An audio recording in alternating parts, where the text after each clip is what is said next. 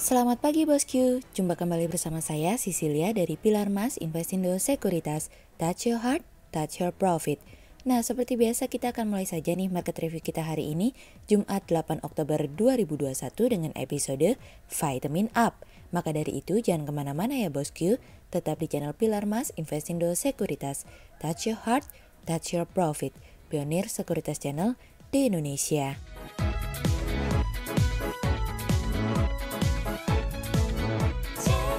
Seperti biasa kita akan mulai dari Global Economics Calendar. Ada berita dari US Initial Jobless Claims yang turun dari sebelumnya 364K menjadi 326K. Kemudian ada dari US Continuing Claims yang turun dari sebelumnya 2.811K menjadi 2.714K. Kemudian ada dari US Longer Consumer Comfort yang turun dari sebelumnya 54,7 menjadi 53,4. Kemudian kita beralih ke Corporate News. Ada berita dari PT Zebra Nusantara Tbk atau ZBRA yang telah bertransformasi menjadi perusahaan logistik modern, terus berupaya membantu dalam mendorong digitalisasi UMKM di Indonesia, terutama di Solo, Jawa Tengah dari kontan.go.id. Kemudian ada dari PT Waskita Karya Persero Tbk atau WSKT yang mengantongi kontrak proyek senilai 460 miliar rupiah dari kontan.go.id. Kemudian ada dari PT Triputra Agro Persada Tbk atau TAPG yang targetkan produksi tumbuh 5% dari kontan.go.id. Kemudian pada perdagangan hari Kamis tanggal 7 Oktober 2021, IHSG ditutup melemah 0,01% menjadi 6.416. Sektor energi, industrial, properties, infrastruktur, basic material bergerak negatif dan mendominasi penurunan IHSG kali ini. Investor asing membukukan pembelian bersih sebesar 1.563 miliar rupiah. Kemudian kita akan masuk ke market review kita hari ini. Cerita hari ini akan kita awali dari yuk gas lagi. Pada akhirnya nih bosku, Schumer telah menetapkan hatinya untuk memberikan kesempatannya untuk memperpanjang batas utang Amerika hingga Desember 2021. Senator John Thune, orang nomor 2 dari Partai Republik, mengatakan akan ada suara yang cukup dari Partai Republik untuk menghentikan perdebatan nantinya. Meskipun demikian, tidak ada Partai Republik yang meloloskan stimulus baru lainnya. Namun demikian, Demokrat memiliki 50 suara untuk meloloskan rancangan undang-undang yang baru tersebut, dengan ditambah Wakil Presiden Kamala Harris dapat memberikan tiebreaker apabila diperlukan.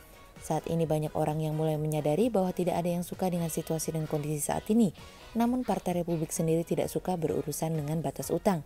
Rekan Schumer dari Partai Republik Mitch McConnell mengatakan bahwa dirinya telah mencapai kesepakatan undang-undang yang dimana akan menaikkan plafon utang wajib sebesar 480 miliar US dollar.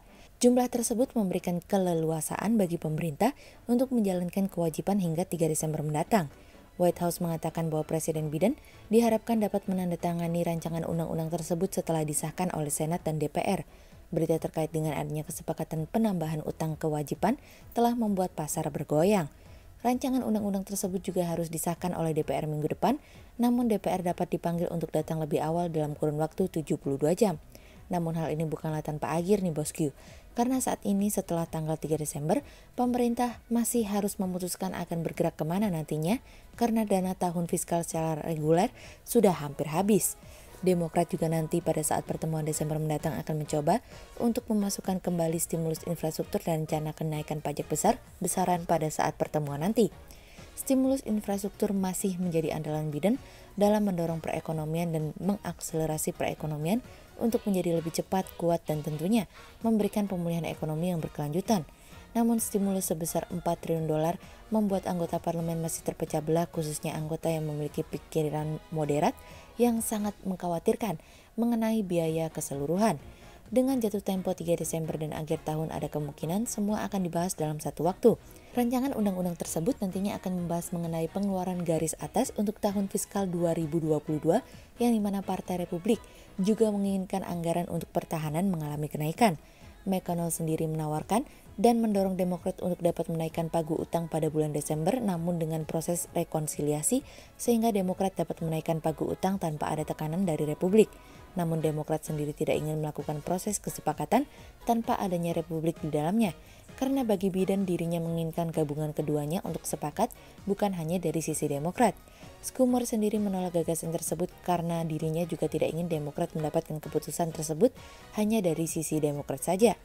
Namun yang terpenting saat ini kekhawatiran akan gagalnya pembayaran pemerintah tidak terjadi. Hal ini yang akan memberikan angin ketenangan bagi pelaku pasar dan investor saat ini. Kemudian cerita selanjutnya datang dari FDI. Raihan investasi selama 2020 hingga 2021 menjadi fokus pelaku pasar saat ini. Berdasarkan amanat Presiden, target realisasi investasi 2021 BKPM dinaikkan menjadi 858,5 triliun rupiah menjadi 900 triliun rupiah. Berdasarkan data sepanjang semester 1 2021, realisasi investasi telah mencapai 442,7 triliun rupiah atau 49,2% dari target di tahun 2021. Kontribusi PMA tumbuh 16,8% year on year, sedangkan PMDN tumbuh 3,5% year on year. Secara rinci, sebaran penanaman modal berkualitas di luar Jawa menjadi fokus dari BKPM pada 2021 sebesar 49% dari total target investasi, dan kontribusi investasi dalam negeri atau PMDN termasuk UMKM ditargetkan sebesar 49,7%. Pada tahun 2022, Presiden Jokowi telah meminta BKPM untuk merealisasikan investasi baik dari asing maupun dalam negeri dengan target 1.200 triliun rupiah. Menteri Investasi Bahlil Lahadalia sebelumnya menyampaikan bahwa target di 2022 tersebut harus direalisasikan jika ingin mencapai pertumbuhan PDB di atas 5%. Sementara itu, dalam Renstra BKPM 2020 hingga 2024, target investasi pada periode tersebut adalah sebesar 4.983,2 triliun rupiah. Untuk mempercepat realisasi investasi, Kementerian Investasi diantaranya melakukan fasilitas end-to-end. Upaya itu dilakukan dengan menarik minat investor dari awal hingga membantu mereka di tahap produksi.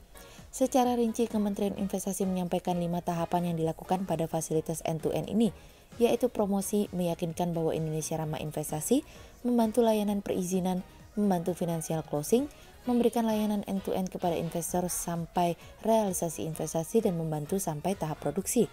Sehingga berdasarkan teknikal analisa, kami melihat saat ini IHSG memiliki peluang bergerak melemah terbatas dengan potensi menguat terbatas di akhir dan ditradingkan pada level 6.361 hingga 6.458. Konsistensi 6.400 akan diuji menjelang akhir pekan ini, namun kesepakatan plafon utang dapat memberikan energi baru pada hari ini. Berikut stock watch pilar emas hari ini ya bosku. Yang pertama ada dari AGI, kemudian yang kedua ada dari IMJS, dan yang ketiga ada dari BRPT. Berikut dua saham yang kami analisa hari ini ya bosku. Yang pertama ada dari Weton atau PT Wijaya Karya Beton Tbk yang membukukan nilai kontrak baru senilai 3,56 triliun rupiah per September 2021.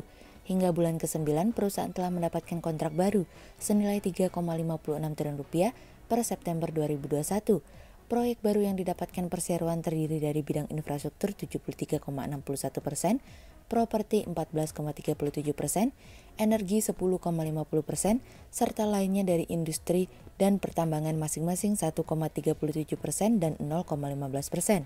Dengan memperoleh kontrak baru perlu diapresiasi di tengah kondisi ketidakpastian dari COVID-19 di mana pemberlakuan pembatasan kegiatan masyarakat atau PPKM yang kemungkinan memperlambat perolehan kontrak baru. Sehingga berdasarkan teknikal analisa dalam tren pada jangka waktu short term berpotensi untuk bullish dengan target 300 dan tingkat probabilitas sebesar 68%. Sementara dalam jangka waktu long term berpotensi untuk bullish dengan target 325 dan tingkat probabilitas sebesar 76%. Kemudian yang kedua ada dari BNBA atau PT Bank Bumi Arta Tbk yang hingga semester 1 2021 meraup laba bersih sebesar 42,14 miliar rupiah. Di saat pendapatan mengalami penurunan, manajemen mampu membukukan laba bersih. Sepanjang semester 1 2021, pendapatan bunga bersih Bank Bumi Arta masih turun 4% secara year on year dari 152 miliar rupiah pada semester 1 2020 menjadi 145,9 miliar rupiah. Di mana kredit bank ini tercatat turun 4,6% secara year to date menjadi 4,36 triliun dari 4,57 triliun per Desember 2020. Sehingga berdasarkan teknikal analisa dalam tren pada jangka waktu short term berpotensi untuk bearish dengan target 1150 dan tingkat probabilitas sebesar 47%. Sementara dalam jangka waktu long term berpotensi untuk bearish dengan target 1000 dan tingkat probabilitas sebesar 76%. Berikut kami akan menampilkan 40 saham pilihan dari pilar emas.